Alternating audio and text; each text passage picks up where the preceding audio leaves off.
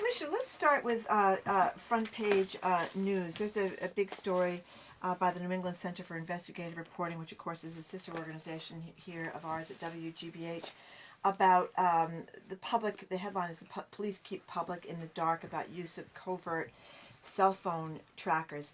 Before we get to whether we're in the dark or not, I didn't even know what cell phone trackers are. What are these cell phone It's basically trackers? technology that will allow us in an emergency situation to look at someone's cell phone number, and if we know they're in the area, we go to that area and we're able to locate it. It doesn't give us any other information.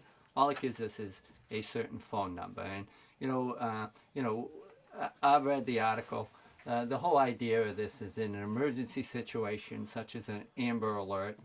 Heaven forbid we have an incident like what happened in Michigan, and we know a guy like that's out on the loose, shooter, and we know he's on the move. It's technology that in an emergency situation will allow us to find out if they're in a certain area and get us close so we can get someone who's an absolute threat to public safety off the street. But it captures not just that target's cell phone. It captures the cell phones of everybody in the immediate area, doesn't it? But mean nothing to us. All they are is numbers, Jim. If we're in an area, all these numbers are going to flash that mean absolutely nothing to us. We're just focusing on a certain number that someone who's a violent threat, that's the number we want. So there's all kinds of numbers that will flash of people in the area, but they all mean nothing to us. There's no personal data at all in it. Commissioner, I mean, the two things that this story does say that unlike other police departments, like the New York City Police Department, which did release some of these documents about how these trackers work to the civil liberties people that are concerned, other police departments are doing that. You're not doing that. And the second thing is that you've got this agreement with the Federal Bureau of Investigation not to disclose information about the trackers. Right. I know there's a new head of the FBI in Boston, and I don't want to cast any aspersions on anybody, but a lot of us in Boston, based on the whole Whitey Bulger years and all that came out during that trial, have lost some confidence with in the FBI. So, number one, why are you different from these other police departments? And number two, why would you make this agreement with the FBI? Well, I think the whole idea of the FBI is just to protect people's privacy on this issue, and we've assured them, working with them, that this would only be used in absolute dire consequences, in an exigency.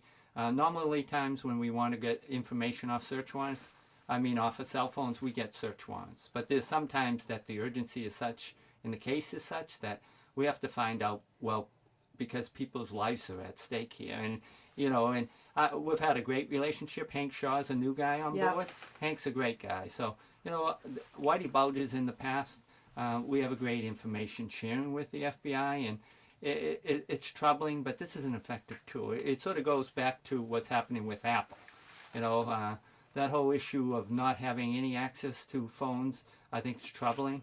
We have several cases right now that, and one's a homicide, that if we could have access to that phone, we very well could know who the last person he had contact with. So it doesn't only play out on national terrorism, but it plays out locally here. And it bothers me because we get held to high standards on solving homicides, but we need the tools sometimes in these exigent circumstances type situations to help solve them. If someone kills someone, then I think there should be an exception that lets us look at the victim and the killer's last conversations. And that, so, this limiting our technology, and we're not into violating people's rights and digging into their personal life, but if we're going to save people's lives, and it's all about public safety, I have an issue with it.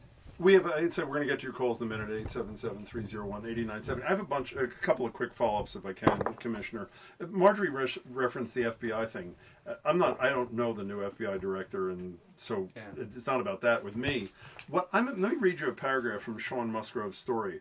Under the PACs, a non-disclosure pact, police and prosecutors agreed not to provide information about the devices, even in court proceedings, without prior approval of the FBI. They, meaning the police and the prosecutors, have also agreed to seek dismissal of a case at the FBI's request, rather than disclose sensitive information about them in court. So at least the way this reads, and you'll correct me and Sean Musgrave if he's incorrect, you and the Suffolk County DA have ceded final authority in cases in which you've used this technology to the FBI as to whether or not we continue with the prosecution that you and our duly elected Suffolk Right. County DA, we didn't vote for the head of the FBI. But And- I think we're. But talking that is true, Right, though, it's is it? true, Though? but I think we're talking about,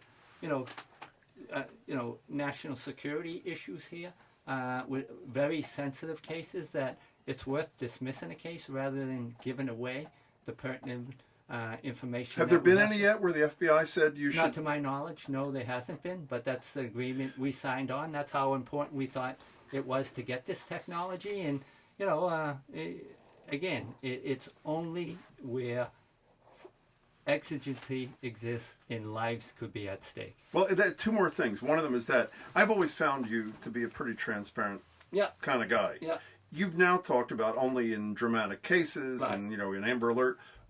Unlike what apparently were your responses, your office's responses to any CIR, why don't you just disclose Well- what kind of cases they are, how Well- often you use it? Right. Is there an accountability Well, Jim, mechanism? we're working. I met with my staff because I knew right away this Uh-huh. is what I'd be getting. And they're working with the ACLU to get that data as we speak. So it will be released. Well, some of the data, we're digging through it. And, what we can release without violating that pact, we will. But The kinds of cases, the frequency, that sort of thing. we're trying to get that information. What kind of time frame? I have no clue. What- Again, I read the story this morning. I didn't know actually it was coming out today. Mm-hmm. I don't think we were sort of given a heads up on that, Jim.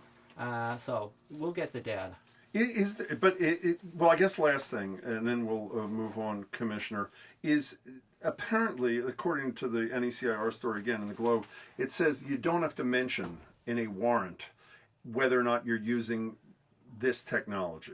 That's correct? Correct. According to the article. No, again, is that factually correct? That you I'm don't. not, Jim, again, I'll have to talk to Okay. my legal team on this, but, when we have information that we have to get off a cell phone, we normally apply for a search warrant. Saying that you're planning on using the cell phone tracker to access that That we're going to information. access the cell phone. As far as the tracker, that's something that we haven't done, and it's something obviously we'll look into. But there's no sinister plan here, Jim, and that's what bothers me. Everyone thinks we're snooping and digging into their lives, and the police are doing everything.